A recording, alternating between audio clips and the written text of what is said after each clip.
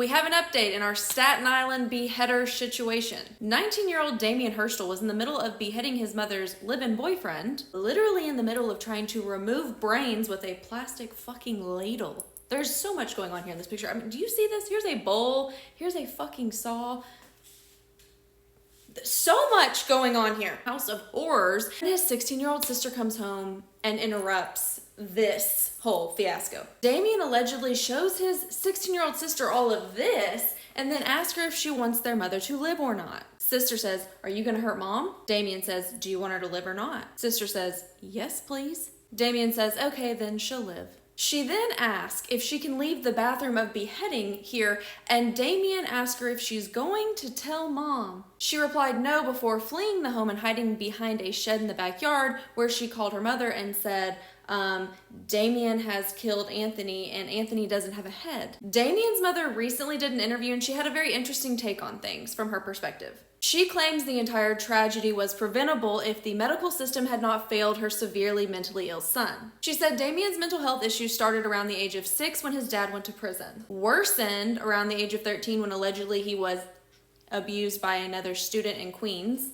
which she gave no further details on. She says he then started to have hallucinations. She said that Damien started seeing shadow figures and started to have hallucinations that resembled horror films. She says when Damien turned 18 in January, the doctors changed his medications and everything went downhill. She says when Damien turned 18, he quit allowing her to attend doctor's appointments with him. She doesn't believe that he was properly weaned off of his antipsychotic medication that he had previously been taking, and she said that she never knew what he was supposed to be taking or when he was supposed to be taking it once he turned 18. Side note for educational purposes, if you have a child with special needs and you do not take the proper legal steps to ensure otherwise, that is going to happen when they turn 18. Now, in my last video, some people were really pressed that I didn't mention more background information about the victim, Anthony Casalastro. God forbid I prefer to fact check before spreading fuckery on the internet. The New York Post claims that Anthony Casalastro was the alleged perpetrator in at least 5 domestic violence related 911 calls to the home dating back to 2021. I have not independently verified that piece of information, so if it's wrong, blame the New York Post. 2 of those 5 calls being the same day in 2023. There has not been another domestic call on Anthony to that home